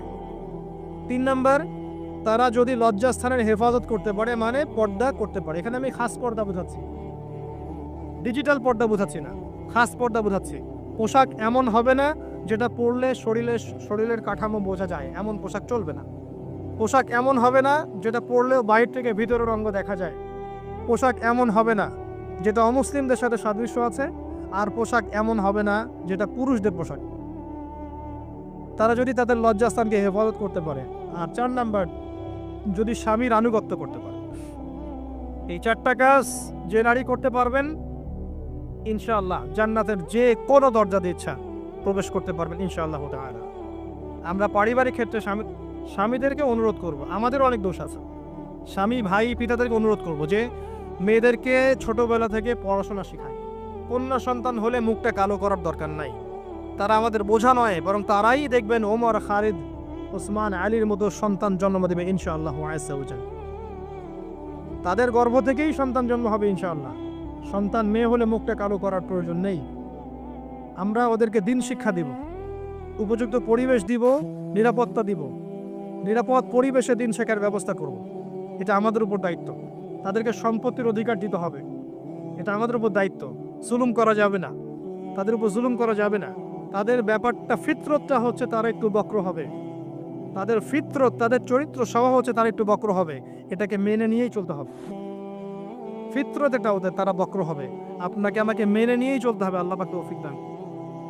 এটা এই জায়গায় শয়তান এসে সুযোগ খুঁজবে, এই জায়গায় শয়তান এসে সুযোগ খুঁজবে। এখানেই সবরের পরিচয় দিতে হবে। আল্লাহ পাক তৌফিক দেন। তাদের দিন শিক্ষা নিশ্চিত করার পর আমলের এখতিয়ার দিতে হবে। সারাদিন ওদেরকে দুনিয়ার কাজে ব্যস্ত করে রাখবেন না। আমরা ওদের উপর যত কাজের চাপ দিয়ে রাখি, এই কাজগুলো করার পর আমল করার ওদের ফুরসত থাকে না। কাজের চাপ কমিয়ে দেন। এতগুলো তরকারি কেন রান্না করতে হবে? 1টা 2টা করলেই তাই না। সময় দেন, ওদেরকে সময় দেন। প্রতি বেলায় কেন চুলায় হাঁড়ি চলাতে হবে? নবী সাল্লাল্লাহু আলাইহি ওয়াসাল্লামের তো বাড়িতে 3 মাস কখনো চুলাই জ্বলে নাই। পরপর 2 বেলা তিনি কখনো পেট ভরে খাননি। আমাদের প্রত্যেক বেলায় কেন এত রান্না করতে হবে? ওদেরকে এত ব্যস্ত রাখবেন কেন? সময় দেন, পড়াশোনা করতে দেন, তালিম করতে দেন। 1 বেলা রান্না করেন, 3 বেলা খান। ওরা এত মার্কেটে ঘুরবে কেন? আমরা কি মরে গেছি নাকি? আমরা মাসের বাজার করে দেবো। 1 মাসের বাজার আগেই করা শেষ, বাসা থাকা। মাসের বাজার করে ফেলবে। রমজান আসছে, রমজান আসার আগেই সব শপিং শেষ। রমজান মাস আসার আগেই রমজান এবং ঈদের সব শপিং শেষ করে ফেলেন। যতটুকু সামর্থ্য আছে এটা দিয়ে করেন। রমজান মাস পুরো ইবাদতে কাটাবেন ইনশাআল্লাহ। ঘন ঘন মার্কেটে যাবেন না। বাড়ির মা বোনদেরকে এত মার্কেটে যেতে দিবেন না, বাসায় রেখে দিবেন। এত প্রয়োজন নাই তো আমাদের। বাসায় পরিবেশটাই মূল কথা। আমরা ওদের উপর অনেক জুলুম করে ফেলি, ওদের প্রতি ভ্রুক্ষেপ করি না। দেখবেন নিজের স্ত্রীকে ভালো লাগে না, সারাদিন বাইরে যে মুভিজ দেখতে দেখতে, পর্নোগ্রাফি দেখতে দেখতে এবং ফ্রি মিক্সিং চলতে চলতে নিজের স্ত্রীর চেহারা আর ভালো লাগে না। বিয়ের আগে যে 10টা প্রেম করে আসছে, এখন স্ত্রীর চেহারা ভালো লাগবে কেমন করে? হ্যাঁ, স্ত্রীর দিকে তাকাই না, ভ্রুক্ষেপ পড়ে না। আবার আমাদের স্ত্রীদেরকেও দেখবেন অনেক সময় দেখা যায় যে বাইরে যাওয়ার সময় সাজুগুজু করে একা, স্বামীর জন্য কখনো সাজবেন। সাহাবায়ে কেরাম রাদিয়াল্লাহু আনহুম আজমাইন বাসায় ঢুকতেন, জিহাদের মাঠ থেকে ফিরতেন, দাওয়া দিয়ে ফিরতেন, আহলান সাহলান দাঁড়িয়ে থাকতেন স্ত্রীরা, আহলান সাহলান সুন্দর করে সেজে থাকতেন, পরিপাটি হয়ে থাকতেন। স্বামী আসতো, হাতে চুমু খেতেন, জড়িয়ে ধরতেন, হৃদ্যতা ভালোবাসা বাড়ত। একই প্লেটে খাবার খেতেন, বড় প্লেট ছিল, একসাথে খাবার খেতেন, মহব্বত বাড়ত। খাইয়ে দিতেন, হাতে খাইয়ে দিতেন, মহব্বত বাড়ত। কোলে শুয়ে কোরআন তেলাওয়াত করতেন, মহব্বত বাড়ত। নবী সাল্লাল্লাহু আলাইহি ওয়াসাল্লাম সেখানে কামড় দিতেন যেখানে আয়েশা রাদিয়াল্লাহু আনহা কামড় দিয়েছেন, মহব্বত বাড়ত। এরপরে সময় দিতেন পরিবারে, দিয়ে তারপরে তার অন্তরঙ্গ সম্পর্কে যেতেন। নবী সাল্লাল্লাহু আলাইহি ওয়াসাল্লাম স্ত্রীর সাথে দৌড় প্রতিযোগিতা করেছেন, চাঁদ দেখেছেন। এখানে দেখবেন আপনি যাচ্ছেন ঘরে, স্ত্রী আপনার দিকে তাকায় না, আপনিও তার দিকে তাকান। ও সাজেন আপনার জন্য, আপনি ওর কেয়ারও করেন না। আপনিও বসে গেলেন ফেসবুক এই যে নিয়ে, স্মার্টফোন নিয়ে মুভিজ দেখা, ও মাশাল্লাহ ওরটা গোতাগতি শুরু করুন। কেউ কারোর সাথে সম্পর্ক নেই। 1 বছর যাইতে না যাইতেই বিয়ের ভালোবাসা মহব্বত সব শেষ। অথচ আল্লাহ পাক বলেছিলেন যে আলা বাইনাকুম মাওয়াদাতুন ওয়া রাহমা। এই হৃদ্যতা ভালোবাসা যদি জীবন্ত না করতে পারি, আমাদের পরিবারগুলোর মধ্যে কাঠামোটি থাকবে না। এবং এইসব পরিবেশে যে বাচ্চা কাচ্চারা বড় হবে, এরা আগামী দিনে উম্মার হাল ধরতে পারবে না। মুহাম্মদ সাল্লাল্লাহু আলাইহি সাল্লাম মানুষকে ভালোবাসতেন, কারণ ছোটবেলা থেকে তাকে ভালোবাসার পরিবেশে বড় করা হয়েছে। উমর রাদিয়াল্লাহু আনহু খুব কঠোর ছিলেন, কারণ ছোটবেলা থেকে তাকে কঠোরতার মধ্যে মানুষ করা হয়েছে। এই বিষয়গুলো মানুষের উপর প্রভাব বিস্তার করে। আমরা আমাদের মা বোনদেরকে রিকোয়েস্ট করব, 5 ওয়াক্ত সালাত ঠিকঠাক মতো আদায় করবেন। আপনারা সুযোগ করে দিবেন, দ্বীনি শিক্ষায় শিক্ষিত হবেন, মাদ্রাসার সাথে সম্পৃক্ততা রাখেন, মহিলাদের তালিমি হালাকা করেন, তাদের মাঝে দাওয়াতি কাজ করেন, পর্দার দিকে খেয়াল রাখেন। স্বামীদেরকে অনুরোধ করব, ভাইদেরকে বলবো এবং আমি সন্তানদেরকে বলবো, মায়ের বোনের স্ত্রীদের দিকে খেয়াল রাখেন, তাদের দিন শিক্ষা নিশ্চিত করেন, তাদের পর্দা নিশ্চিত করেন, তাদেরকে দিন শেখান, বোঝান। আল্লাহ রাব্বুল আলামিন ইনশাআল্লাহ জান্নাতি পরিবার গড়ে দিবেন। এই পরিবারগুলো দিয়ে যখন সমাজ গঠিত হবে, এই সমাজ দেখবেন ইনশাআল্লাহ তাআলা একটা আলোকিত সমাজে পরিণত হবে ইনশাআল্লাহ আযজা ওয়া জাল। আজকে আমার মনে হয় যথেষ্ট বলেছি। ইনশাআল্লাহ আগামী কোনো লেকচারে আল্লাহ যদি চান আরও কিছু বিষয় আপনাদের সাথে শেয়ার করবো ইনশাআল্লাহ আযজা ওয়া জাল। আমরা সবশেষে আল্লাহর কাছে দোয়া করছি, আল্লাহ পাক আমাদের সবাইকে পবিত্র কোরআন এবং সুন্নাহ অনুযায়ী জীবনযাপন করার তৌফিক এনায়েত করুন। আমাদের প্রত্যেকের পরিবারটাকে আল্লাহ পাক জান্নাতের টুকরা হিসেবে পরিণত করুন। আল্লাহ পাক আমাদের সবাইকে দ্বীনের জ্ঞান অর্জন করার তৌফিক দান করুন, জানা অনুযায়ী আমল করার তৌফিক আল্লাহ পাক দান করুন। আল্লাহ পাক আমাদের মা বোনদেরকে খাস পর্দায় থাকার তৌফিক দান করুন, ভুল পথে থাকলে তওবা করে ফিরে আসার তৌফিক দান করুন। আল্লাহ পাক আমাদের সন্তানদেরকে ইসমাঈল আলাইহিস সালামের মতো মানুষ করার তৌফিক দান করুন। আমাদের প্রত্যেকের পরিবার আল্লাহ পাক হালাল রিজিক যথেষ্ট করে দিন, আমাদের বেকারত্ব দূর করে দিন, যাবতীয় অপসংস্কৃতি অন্যায় অত্যাচার থেকে আল্লাহ পাক আমাদেরকে বিরত রাখুন, আমাদেরকে সুদ ঘুষ জেনা ব্যভিচার থেকে আল্লাহ পাক বাঁচিয়ে রাখুন। আমাদের মধ্যে যারা অসুস্থ আছে সবাইকে আল্লাহ পাক শেফায়ে কামেলা দান করুন, যারা মারা গেছেন আল্লাহ পাক সবাইকে মাফ করে দিন, আমিন। গিয়ে ঘুমানোর সময় দোয়া দরুদ পড়ে চোখটা বন্ধ করে ভাববেন আদনান ভাই কথাটা বলে গেছে, একটু ভাবি। এইটুক যদি ভাবতে পারেন আজকে বাসায় গিয়ে, আজকে ওয়াজ আমার সফর ইনশাআল্লাহ। এই যে 200 কিলো আসছি, আবার 200 কিলো যাবো ইনশাআল্লাহ সফর। কি ভাববেন প্রিয় ভাই, আমিও কিন্তু তরুণ, আমি কিন্তু বুড়া হয়ে যাই নাই। বুড়া হয়ে গেছে এখনো?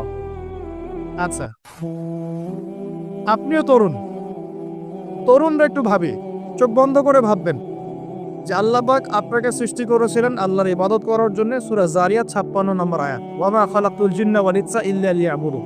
1 2 আল্লাহ পাক আপনাকে সৃষ্টি করেছিলেন যাতে করে আল্লাহর দিনটাকে আপনি আল্লাহর জমিনে প্রসার করেন, প্রতিষ্ঠা লাভ করেন। এই দুইটা আপনার কাজ ছিল। এখন আপনার বয়স হয়ে গেছে 30 বা 25, ধরে নেন যে আপনার হায়াত 60 বছর, তার মানে আপনার জীবনে বাকি আছে এখন 30 বছর। এই যে 30 বছর আপনি নষ্ট করেছেন বা চলে গেছে, চোখ বন্ধ করে চিন্তা করবেন এই 30 বছরে কত ওয়াক্ত নামাজ পড়েছেন, কতদিন রোজা রেখেছেন, এই 30 বছরে 30টা আয়াত আপনি পড়েছেন কিনা, এই 30 বছরে 30টা সূরা আপনি শিখেছেন কিনা, 30 বছরে আপনি 30টা ইসলামিক বই পড়েছেন কিনা, আপনি নবীর 30টা হাদিস পড়েছেন কিনা, 30 দিন জামাতের সাথে নামাজ পড়েছেন কিনা, 30 দিন দ্বীনের দাওয়াত দিয়েছেন কিনা, 30টা দিন দান সদকা করেছেন কিনা। আমি খুব বেসিক কথা বলছি, আমি বলিনি আপনি 30 দিন 30টা যুদ্ধ করেছেন কিনা, এই কথা বলিনি। আমি আপনি বেসিক কথা বলছি, একদম বেশি প্রাইমারি কথা। আপনি 30 দিন নামাজ পড়েছেন কিনা, 30টা রোজা ঠিক মতো রাখছেন কিনা, আপনি কি 30 বার মেয়েকে দেখে চোখ নামাতে পেরেছেন কিনা, আপনি কি 30টা সূরা শিখেছেন কিনা? 30 বার আপনি কি রাসূলের জীবনী পড়েছেন কিনা, তার হাদিস পড়েছেন কিনা? আপনি কি নবী সাল্লাল্লাহু আলাইহি ওয়াসাল্লামের স্ত্রীদের নাম জানেন কিনা, তার জীবনী জানেন কিনা, আকীদা কি জিনিস আপনি জানেন কিনা, 30টা মাসলা মাসাইল আপনি বোঝেন কিনা? আপনি চিন্তা করবেন। এই একটা চিন্তা আপনার জীবনটাকে বদলে ফেলবে ইনশাআল্লাহ।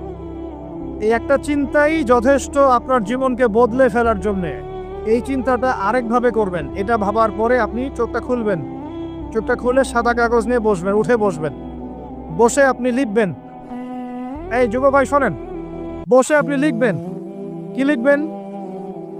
আপনি লিখবেন এই 30 বছরে আপনি কতগুলো গুনাহ করেছেন, মনে পড়ে কি কি।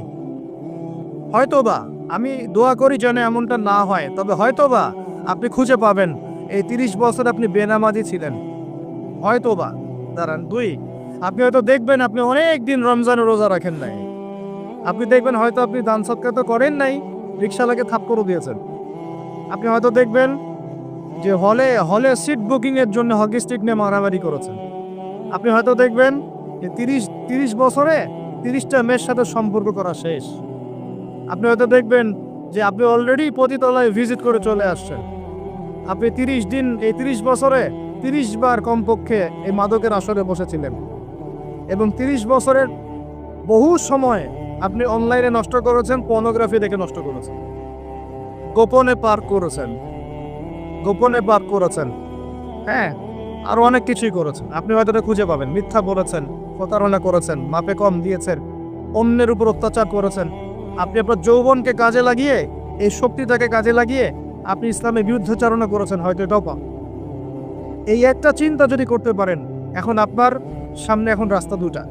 আপনার বাকি বয়স আছে এখন 30 বছর। ওয়াল আসরি, সময়ের কসম। আপনার সময়, আপনার জীবনের সময়টাকে মূল্যায়ন করতে হবে। সময়ের কসম, হয় যদি আমার 30 বছর বাকি থাকে এখন, এই বাকি যে আছে কি না আমিও জানি না। কেউ জানে? অনিশ্চিত পরীক্ষার হল, কেউ জানে না খাতা কখন কেড়ে নেওয়া হবে। আর এটা কারাগারের জীবন, মানে কারাগারে বসে কেউ নিজের মন গড়া পদ্ধতিতে চলতে পারে না। যেরকম রুটিন সেরকম চলতে হয়। কারাগারের জীবনে বসেই আপনি সুদ খাচ্ছেন, কারাগারে বসেই ঘুষ খাচ্ছেন, কারাগারে বসেই জেনা করছেন, কারাগারে বসেই বেনামাজি থাকছেন, কারাগারে বসেই হোয়াটসঅ্যাপে মেসেঞ্জারে মেয়েদের সাথে প্রেম করছেন, কারাগারে বসে। কারাগারের জীবন, কারাগারের জীবন যদি বাকি থাকে আর 20-30 বছর, আপনার সামনে এখন রাস্তা 3টা। 1, আপনি কি গতানুগতিক যেভাবে চলেছেন সেভাবেই শেষ করবেন জীবনটা? যদি শেষ করে দেন, তাহলে পৃথিবীর ইতিহাস থেকে আপনার নাম একদিন মুছে যাবে। আপনি একাই কবরে শুয়ে থাকবেন, আপনার আত্মা ইল্লিনে না গিয়ে সিজ্জিনে চলে যাবে। পৃথিবীর কোনো মানুষ আপনাকে মনে রাখবে না। আপনি একাই আযাব ভোগ করতে থাকবেন, কেউ আপনাকে বাঁচাতে আসবে না। শেষ। এবং এই আযাব একবার শুরু হলে কোনোদিনও শেষ হবে না, কোনোদিনও না। কবরেও, হাসরেও, বারজাখেও, এবং আপনার জাহান্নামে। এটা একটা অপশন। 2 নম্বর অপশন, আপনি নিজেকে সংশোধন করলেন, সংশোধন করে গতানুগতিক মুসলিম হলে। গতানুগতিক মুসলিম কেমন? হ্যাঁ, তওবা করেছি, এখন আমি মাশাআল্লাহ 5 ওয়াক্ত নামাজ টুকটাক পড়ার চেষ্টা করি, আমি মিথ্যা কথা বলি না, আমি হালাল খাওয়ার চেষ্টা করি, হ্যাঁ, আমি পার্ট টাইম কিছু দাওয়াতি কাজ করি, এবং আমি আমার পরিবার নিয়ে সুখে শান্তিতে বসবাস করার চেষ্টা করছি। আমি কোনো ঝুঁকির মধ্যে যাই না, ঝুঁকিতে যাই না। মানে আমি সৎ কাজেও আদেশ করি, কিন্তু ঝুঁকিতে যাই না। মানে কোনো কিছু, এমন কোনো কিছু করি না যাতে আমার উপর কোনো বিপদ আসবে, এটাতে আমি যাই। গতানুগতিক মুসলিম চলছে। আর একটা হচ্ছে সমাজ পরিবর্তনকারী মুসলিম। এরা কেমন? এরা নিজেরা তো জ্ঞান অর্জন করেই, এবং জ্ঞান অনুযায়ী আমলও করে, তারা সৎ কাজে আদেশও করে, একই সাথে অসৎ কাজে নিষেধও করে। সত্যটাকে নির্ভীকতার সাথে, সাহসিকতার সাথে, হিকমার সাথে সবার সামনে উপস্থাপন করে, আল্লাহর কাছে দোয়া করে, এবং সমাজটাকে পরিবর্তন করে ফেলার চেষ্টা করে। এরা হচ্ছে আহসান, সবচেয়ে উত্তম শ্রেণী। কিভাবে বললাম উত্তম শ্রেণী? নবীজি বলছেন তোমাদের সামনে একটা জামানা আসবে, এটাও শেষ জামানা হাদিস। তোমাদের সামনে একটা জামানা আসবে, জামানা সবরিন, কঠিন সবরের জামানা। ঈমান ধরে রাখা, হাতে জ্বলন্ত আগুন ধরে রাখা তখন। ওই সময় যদি তোমরা কেউ আমার সুন্নতের উপর অটল থাকতে পারো, আমার মৃত সুন্নতকে আবার জীবিত করতে পারো, তাহলে 50 জন শহীদ সাহাবীর নেকি পাবে ইনশাআল্লাহ। এরা সমাজ পরিবর্তনকারী মানুষ। আর ইতিহাসে যারা সমাজ পরিবর্তনকারী মানুষ, তাদের জীবনে পরতে পরতে বিপদ আপদ বলা মুসিবত আসবেই। আমার আমার ছোট্ট গবেষণায় 4টা ক্ষেত্র থেকে আসতে পারে যখন আপনি হকের উপর থাকবেন। 1 নাম্বার, প্রথম বাধা চলে আসবে পরিবার থেকে। কোত্থেকে? পরিবার। আপনি গতানুগতিক মুসলিম হলে আপনি সব জায়গায় পার পেয়ে যাবেন, কিন্তু যদি একটু কঠোরতা প্রয়োগ করেন যে আমি একদম কোরআন সুন্নাহর 100% ফলো করতে চাই, আমি এমন না যে নামাজও পড়ি শুধু খাবো, এমন হব না। আমি নামাজও পাবো, শুধু খাবো না। আমি রোজাও রাখবো, আমি যাকাতও দিব, আমি হজমরাও করবো, আল্লাহর বিধানের প্রতি শ্রদ্ধাশীল থাকবো, চেষ্টা করবো ইসলামটা প্রসার করার প্রতিষ্ঠার চেষ্টা করবো। তখন আপনার প্রথম বাধা আসবে পরিবার থেকে। দাড়ি রাখছো কেন? দাড়ি রাখলে তোমাকে এরকম লাগে। হ্যাঁ, তুমি টাকের উপরে কাপড় কেন পরলে তোমাকে অমন লাগে। আগে তো গিটার বাজাইতা, আগে তো গান গাইতা, আগে মেয়ে নিয়ে থাকতা, ভালো ছিল। এখন কেন সারাদিন বই নিয়ে পড়ে থাকো, ইসলামিক বই নিয়ে পড়ে থাকো, নামাজ দিয়ে পড়ে থাকো? হ্যাঁ, কি পরিবর্তন হলো! বাবা মার টেনশন, এখন পিতামাতার টেনশন। কেউ তো এরকম অ্যাডভার্টাইজ বানিয়ে টিভিতে দেখাচ্ছে, এগুলা দেখেন নাই? আগে ছেলে ভালো ছিল, হঠাৎ করে কি পরিবর্তন হয়ে গেল। হ্যাঁ, সুবহানাল্লাহ। আল্লাহর পথে ফিরে আসা মানুষের ক্রাইটেরিয়াগুলো মেনশন করে করে বলছে, এগুলো দেখা গেলে যোগাযোগ করবেন স্থানীয় কর্তৃপক্ষের সাথে, ওই ছেলের মতো সমস্যা আছে। আস্তাগফিরুল্লাহ, আস্তাগফিরুল্লাহ। একজন ব্যক্তি গিটার বাজাতো, গান গাইতো, মাদকের সাথে ছিল, মেয়ে নিয়ে ফুর্তি করত, সেখান থেকে এসে নামাজ পড়ছে, এই জন্য কি সে জঙ্গি হয়ে যাবে? এখন সে মাশাআল্লাহ কোরআন তেলাওয়াত পড়ছে, কোরআন বোঝার চেষ্টা করছে, আলেম ওলামার কাছে গিয়ে পরামর্শ করছে, হাদিস পড়ছে, এই জন্য কি সে জঙ্গি হয়ে গেছে? পশ্চিমারা যা গিলায় আমরা তাই গিলি। পশ্চিমারা যা গিলায় আমরা তাই গিলবো কেন? ওদের কাছে কিসের জ্ঞান আছে? পশ্চিমাদের কাছে কোরআনের জ্ঞান আছে, হাদিসের জ্ঞান আছে। ও ও সিলেক্ট করে দিবে যে কোনটা জিহাদ আর কোনটা জঙ্গিবাদ? আশ্চর্যকর ব্যাপার। কোরআন এবং সুন্নাহর চর্চা যদি মুসলিমরা করে, তাহলে কি তারা সন্ত্রাসী হয়ে যাবে? ওরা তো চাইবেই যেন আমরা এই কাজগুলো না করি। ওরা তো চাইবেই যাতে আমরা কোরআন সুন্নাহর চর্চা না করি। ওরা যা বলে সেই ভাষায় আমরা কথা বলা শুরু করেছি। ওরা বলছে, একটু পরে আমি বোঝাচ্ছি আপনাদেরকে, ওরা বলেছে যে জ্ঞান সেটাই, ভালো করে বোঝেন, জ্ঞান সেটাই যেটা পরীক্ষা নিরীক্ষা, যুক্তি বিজ্ঞান, দর্শন দিয়ে লাভ করা যায়। আর আমরা বলছি আল্লাহর ওহী হচ্ছে চূড়ান্ত জ্ঞান। আল্লাহর ওহী কি? চূড়ান্ত জ্ঞান। এই যে জ্ঞানতাত্ত্বিক পার্থক্য, ওরা যা দেখে না তাতে বিশ্বাস করে না, এই কারণে তারা জিনে বিশ্বাস করে না, আত্মায় বিশ্বাস করে না, আল্লাহ বিশ্বাস করে না, ফেরেশতায় বিশ্বাস করে না, পরে আগের আসমানি কিতাবে বিশ্বাস করে না, নবী রাসূলে বিশ্বাস করে না, কবরের আযাব, জান্নাত জাহান্নাম, মিজান, পুরস্কার কোনো কিছুই বিশ্বাস করে না। কেন করে না? ওদের এপিস্টেমোলজি হচ্ছে, জ্ঞানতাত্ত্বিক দর্শন হচ্ছে যা দেখি না বিশ্বাস করি। ওই দর্শনটা আমরা কাট পেস্ট করে নিয়ে আমাদের ছোট ছোট বাচ্চাদেরকে এখন গিলাচ্ছে এগুলা। ওই দর্শন কেন ফলো করবো আমরা? আমাদের দর্শন হচ্ছে চূড়ান্ত জ্ঞান কার পক্ষ থেকে আসে? আল্লাহর পক্ষ থেকে আসে। আল্লাহ যা সত্য বলেছেন তাই সত্য, আল্লাহ যা মিথ্যা বলেছেন তাই মিথ্যা। আল্লাহর ওহী চূড়ান্ত সত্য মিথ্যার মানদণ্ড, মানুষের যুক্তি বিজ্ঞান দর্শন নয়। এই জায়গায় তো পার্থক্য, সে করেই তো পার্থক্য। এই জ্ঞানতাত্ত্বিক সংজ্ঞায় পার্থক্য বলেই তো আপনাকে ডারউইনের মতবাদ পড়াচ্ছে, কারণ সে তো বিশ্বাসই করে না যে মানুষকে আল্লাহ সৃষ্টি করেছে। আর আমরা বিশ্বাস করি আদম আলাইহিস সালামকে সৃষ্টি করেছেন কে? অতএব এই মতবাদের আমাদের কোনো প্রয়োজন নাই, কারণ আমরা তো জানি কোরআনে আল্লাহ পাক এটা বলেছে। যে জানে না, যার কাছে কোরআন নাই, যার কাছে হাদিস নাই, তার ওই মতবাদের প্রয়োজন আছে, আমার তো নাই। ওরা যা বলে আমরা তাই গেলার চেষ্টা করি। ওরা এগুলো সংজ্ঞা শিখিয়ে দিয়েছে যে মুসলিম যুবকরা এরকম এরকম করলে তারা খারাপ হয়ে যাবে, এখন বাস এটা প্রচার করা হচ্ছে। আশ্চর্য বিষয়। আমরা তো চাইবো প্রত্যেক ঘরে ঘরে কোরআনওয়ালা মানুষ তৈরি হোক, হাদিসওয়ালা মানুষ তৈরি হোক, নামাজি হয়ে যাক সবাই, তাহলে সমাজে শান্তি আসবে। একজন নামাজি ব্যক্তি বেশি ভদ্র হয় না বেনামাজি ভদ্র হয়? বলেন। নামাজ মানুষকে শৃঙ্খলা শেখায় না, কোরআন মানুষকে মানবতা শেখায় না। কোরআন সুন্নাহর কোনো জায়গায় কি বলা আছে নিরপরাধ কোনো মানুষকে হত্যা করতে হবে? বরং আমি তো একটা আয়াত বললাম, কেউ যদি একজন মানুষের জীবন বাঁচায়, সূরা মাইদা আল্লাহ পাক বলছেন, কেউ যদি একজন মানুষের জীবন বাঁচায়, সে যেন পুরো মানব জাতিকে বাঁচালো, বলি আলহামদুলিল্লাহ। আর কেউ যদি কোনো মানুষকে অন্যায়ভাবে হত্যা করে, সে যেন পুরো মানব জাতিকে হত্যা করে।